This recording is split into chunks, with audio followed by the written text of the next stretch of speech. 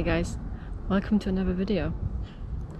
Yesterday I was sitting on this bench with a good friend of mine called Niels Carlsen.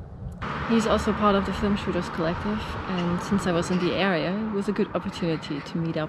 So we went to an exhibition about the connection of art and sound. It was very interesting and there were some really interesting ideas in that exhibition.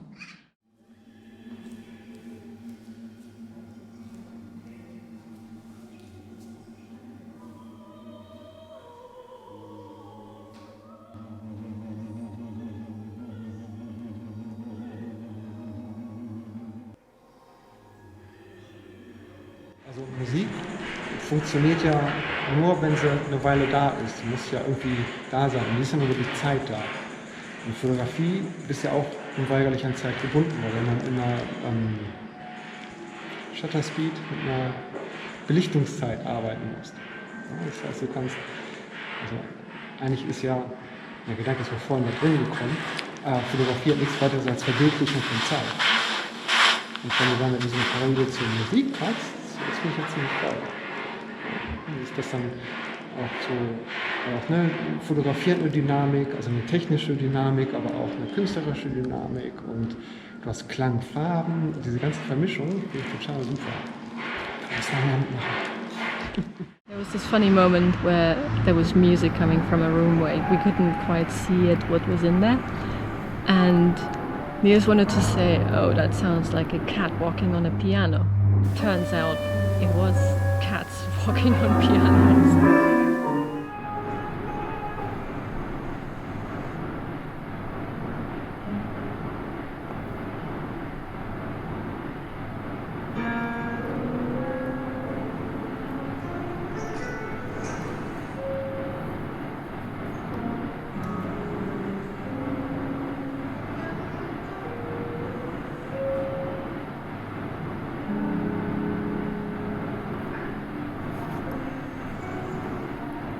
I thought the exhibition was very interesting and also inspiring. I always wanted to combine music and photos, so I might do that at some point since I now make music again. Then after the exhibition we decided to just sit across in the shade and continue talking about photography, and I wanted to record some of the conversation because it was very interesting, so I thought you might get some benefit out of that too. We talked about photography and finding meaning in jobs and a bit of politics, about identity, and I thought it was a super interesting conversation and I'm glad that I recorded some of it and I hope you enjoy it. So here it is.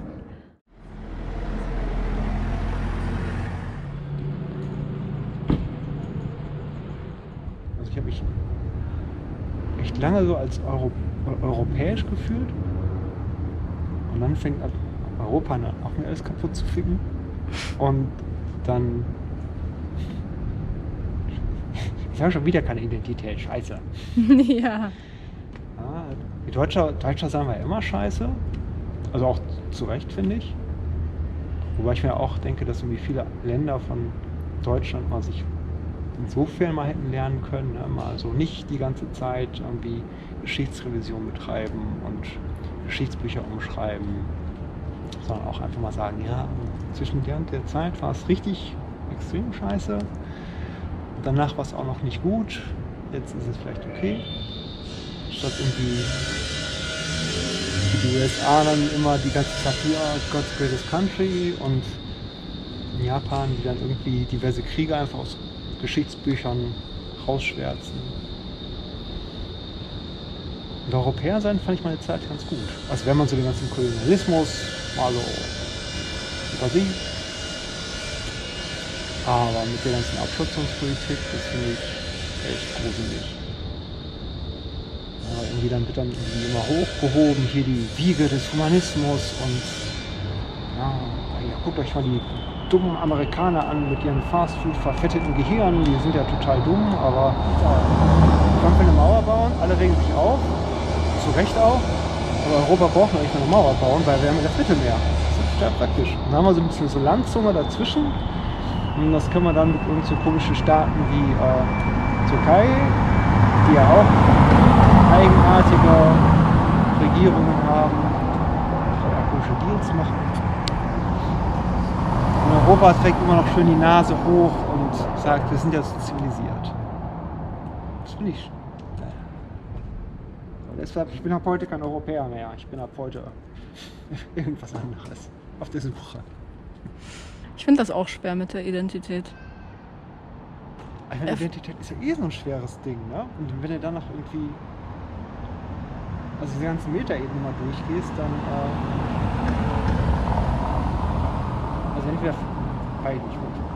entweder verliert man sich oder nicht.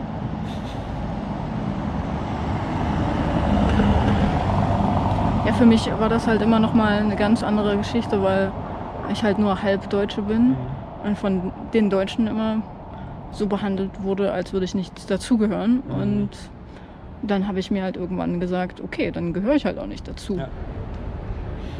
Ja, irgendwann. Also das heißt jetzt natürlich nicht, dass ich deshalb Russin bin.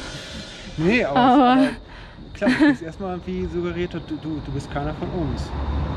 So, ne? Was du dann bist, das musst du einfach selber rausfinden. Manchmal glaube ich auch, dass es auch so ein bisschen Chance sein kann, halt sich wirklich selber zu finden. Weil ich meine, wie viele Leute führen halt dieses vorgeprägte Leben, ne? Also gerade in Deutschland, weil es schon strukturiert ist, gehst zur Schule, irgendeine Form von Ausbildung, dann machst du deinen Job, dann gehst du in Rente und dann bist du tot. Ich glaube, die meisten Leute finden gar nicht zu ihrer Identität, weil die einfach die ziehen sich halt diesen massentauglichen Identitätshut an, der passt irgendwie allen und damit geht das irgendwie ganz gut und dann hast du halt irgendwann eine Familie, machst du Kinder, baust ein Häuschen, hast einen Hund und irgendwann stirbst du dann halt. Das fand ich auch schon immer schräg. Ja, ich auch. Ich fand ja schon Schule schräg. Den Gedanken irgendwie jeden Tag dahin zu gehen, um zu lernen, unter Zwang zu lernen auch. Und das hat mir gar keinen Bock gemacht und alles das, was Spaß gemacht hat, konnte ich mal nicht mehr machen. Also das ist ja auch so ein Ding, ne?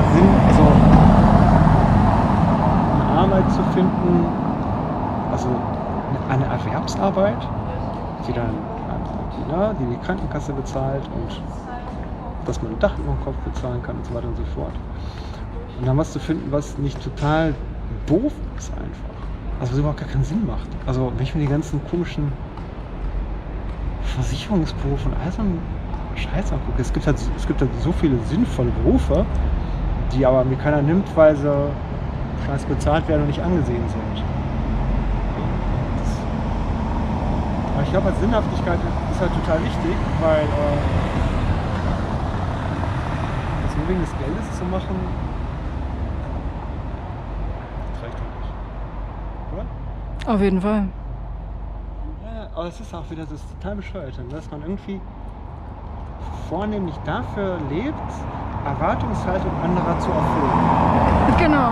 Ja, damit irgendwie die Eltern sagen können, guck mal, aus dem Kind ist was geworden, und dass die Lehrer sagen können, guck mal, aus dem Kind ist was geworden, und dass die Gesellschaft sagen kann, guck mal, aus dem Kind ist was geworden.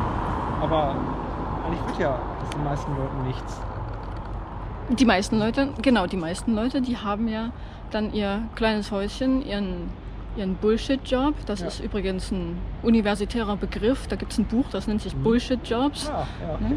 Also das sind Berufe und Jobs, die keinerlei Funktion hätten, wenn es Kapitalismus nicht gäbe. Ja. Und die meisten Leute machen halt solche Jobs, zumindest im Westen. Die haben keinerlei Funktion und die Leute verschwenden ihre Lebenszeit. Ja, genau. Verschwenden ihre Zeit. Das finde ich ja auch das Krasse. Also ich habe ja auch das Gefühl,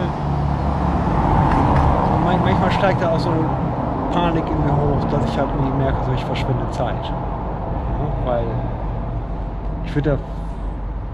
ich finde meinen Job schon sinnvoll und ob der jetzt angesehen ist oder nicht, ist mir ziemlich egal, weil ich ziehe da halt selber was raus. Aber eigentlich hätte ich halt gerne mehr Zeit, halt meinen Fotokram halt zu machen. Ja? Wenn ich jetzt schon wieder für nächstes Jahr so durchplane,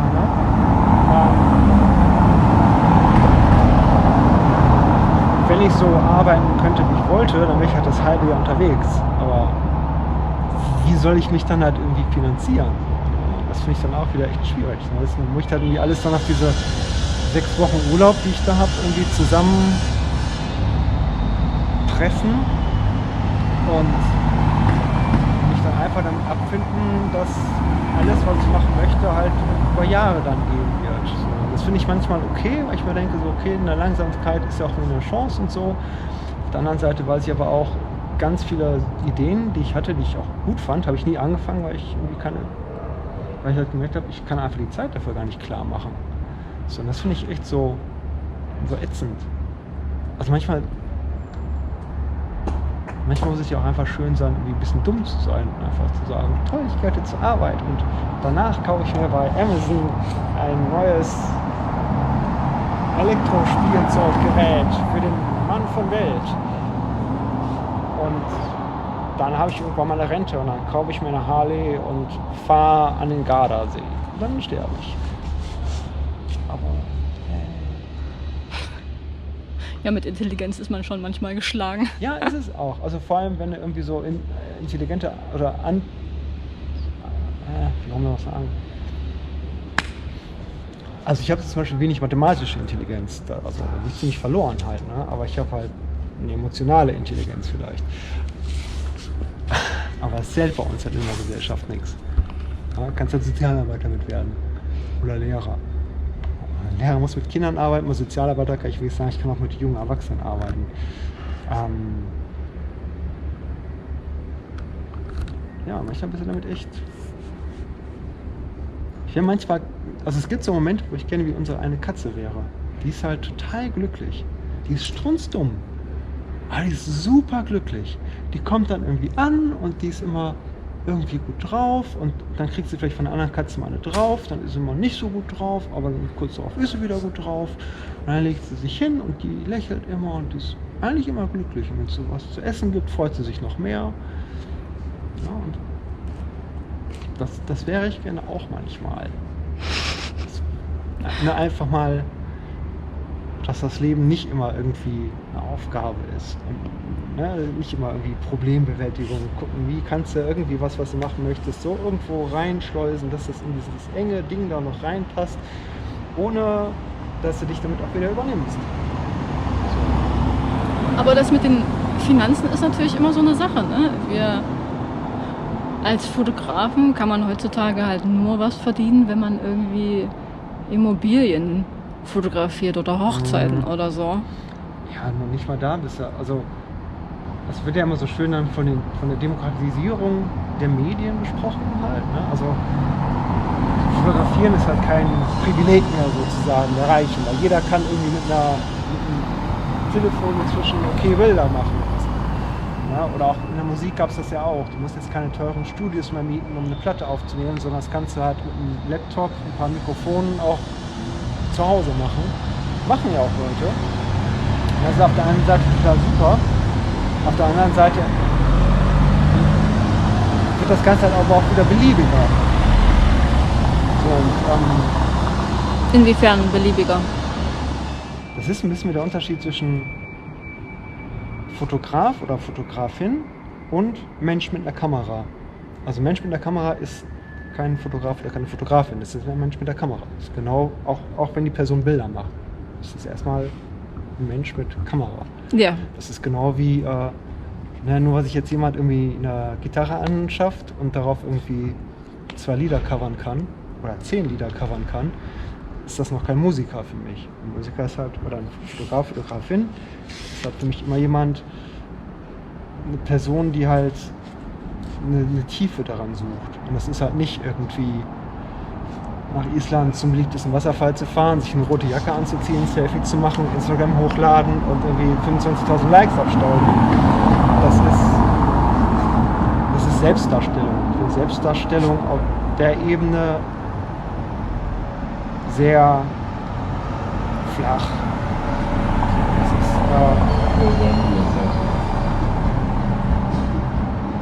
Das hat überhaupt gar keinen, also es hat halt wenig Tiefgang.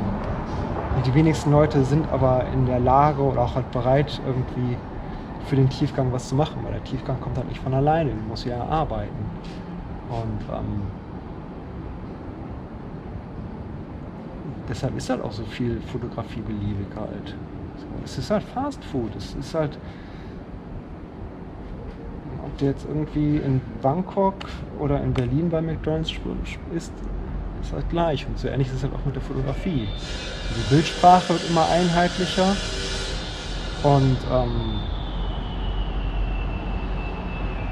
nur weil viele Leute es machen können, heißt ja nicht, dass es auch gut dadurch ist. Gut und schlecht sind natürlich auch wieder so sehr vage Kriterien. Und auch bourgeois, die Das Kriterien. auch, ja. Ja, es ist sehr komplex. Es ist alles sehr komplex. Und die meisten Leute sehen halt nicht, dass es komplex ist. Und wenn du halt irgendwie die Komplexität mal also akzeptiert hast, dann ist nichts mehr leicht. Das ist auf der einen Seite total super, weil du dadurch halt Tiefgang kriegen kannst. Auf der anderen Seite ist es halt total ätzend, weil es immer anstrengend ist. Ja, sobald du irgendwie eine Wahrnehmung hast, die über das Alltagsmaß hinausgeht, bist du im Grunde genommen ja, gleichzeitig gefickt und gleichzeitig halt befähigt, was zu machen. Das finde ich, das hat nie seinen Preis. Ich glaube, alle künstlerische Ausdrucksform hat seinen Preis. Ja, das glaube ich auch.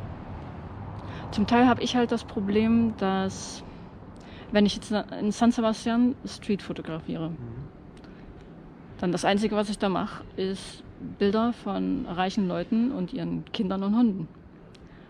Was, wie du dir vorstellen kannst, für mich nicht unbedingt super befriedigend ist. Ich meine, Straßenfotografie kann Spaß machen, aber dazu ist San Sebastian eigentlich zu klein. Also da macht es eigentlich keinen Spaß, weil man echt zu viel Fersengeld bezahlt, sozusagen. Und wenn ich mir dann aber, ne, das macht dann deswegen keinen Spaß, aber wenn ich jetzt, ne, sagen wir, ich wäre in New York oder in Berlin wieder oder wo auch immer, dann könnte ich vielleicht an der Straßenfotografie Spaß haben. Das heißt aber noch lange nicht, dass es unbedingt Tiefgang hat, immer, je nachdem, was man da halt so macht. Ne? Also ein bisschen Lichtschatten und ein bisschen eine Person in einer urbanen Struktur platzieren, ist jetzt auch nicht unbedingt Tiefgang, würde ich sagen. Ja, es ist ja der Kontext. Also das ist ja irgendwie, ein Bild ist ja erst nur ein Bild und der Kontext macht es ja irgendwie interessant. Also deshalb habe ich ja vorhin gesagt, deswegen finde ich halt solche Sachen, wie du machst, auch super interessant in Büchern.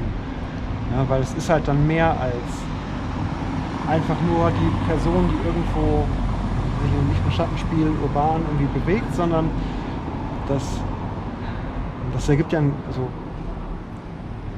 Buch ergibt ja quasi immer ein größeres Bild. Ja. Mehr als die Summe so diese einzelnen Bilder, sondern es ist ja auch immer so der ganze wirklich gegebene Kontext und alles, was sich so dazwischen bewegt. So, das finde ich halt irgendwie das Spannende halt daran. Also, ne? Das ist ja auch ganz häufig so, manchmal sehen wir ja auch alle so eigentlich nicht das, was wir vor Augen haben. Ja? Also ich habe ja auch Schwierigkeiten damit, irgendwie mich im Ruhrgebiet so oder was für mich zu finden. Aber eigentlich ist das Ruhrgebiet das Gegenteil von dem, was ich suche. Es ist halt eng, es ist laut, es sind zu viele Menschen, es ist überall Beton.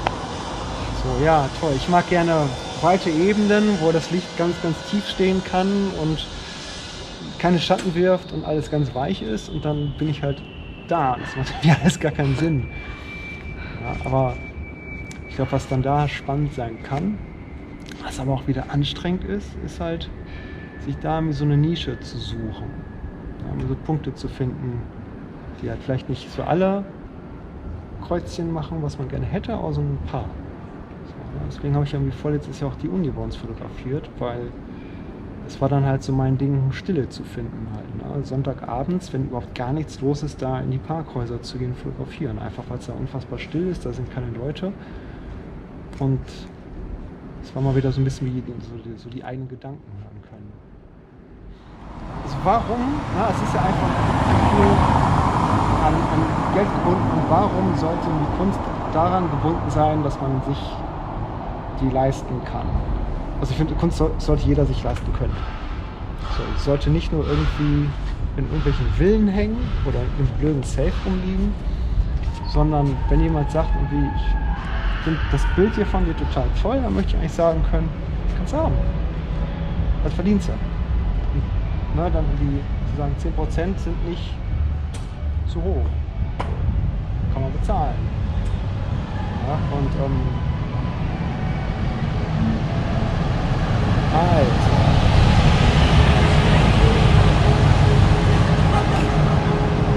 willkommen im Kapitalismus.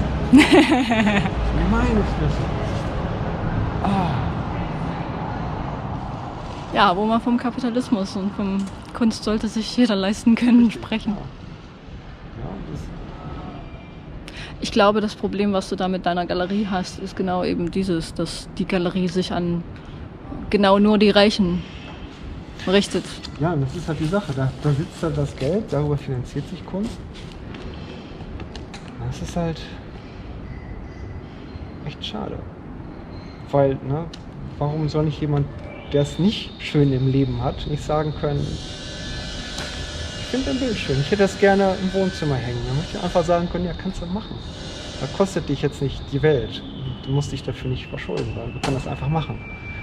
Und wenn halt jemand sagt, irgendwie, ich möchte das gerne in meiner Anwaltskanzlei irgendwie im Klo hängen haben, dann kann ich immer noch sagen, ja, ihr macht so viel Kohle, dann haut mal rüber damit. Ne?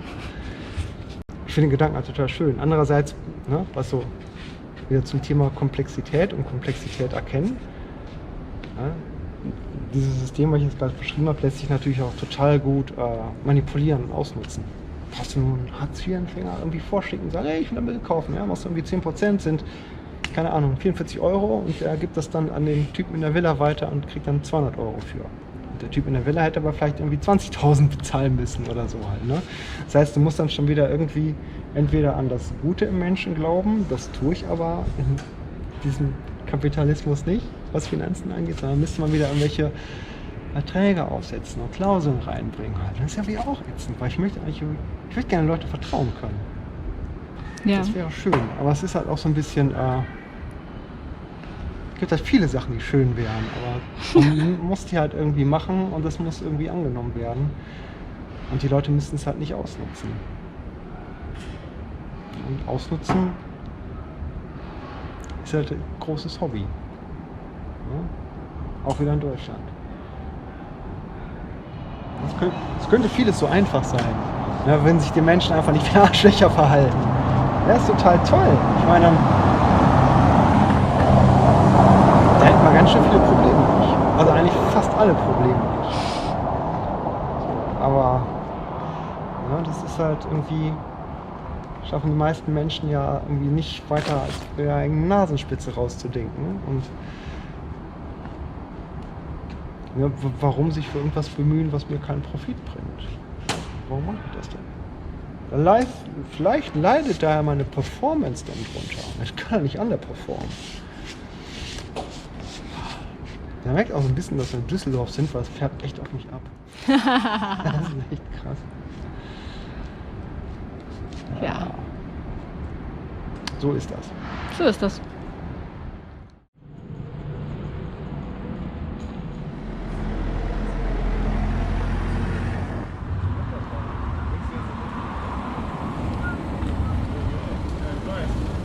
And then after that we decided to go to a cafe and just relax, continue talking without the camera, and then came here and sat on this bench and continued talking a bit more.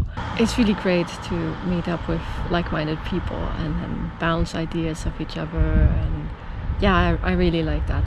So yeah, I hope you enjoyed this video about my afternoon with Niels, and if you did, please leave a like and subscribe if you haven't done so already. You can expect more videos like this whenever I get the opportunity, but also videos about street photography and about all the other cool things I make. In any case, I hope I see you soon for another video. Bye! Yeah, this is gonna be difficult. There's just no way of filming. Oh, Jesus. So many cars.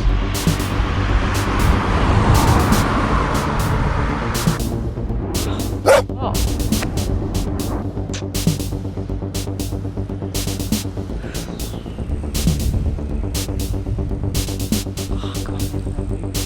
Blah, blah, blah.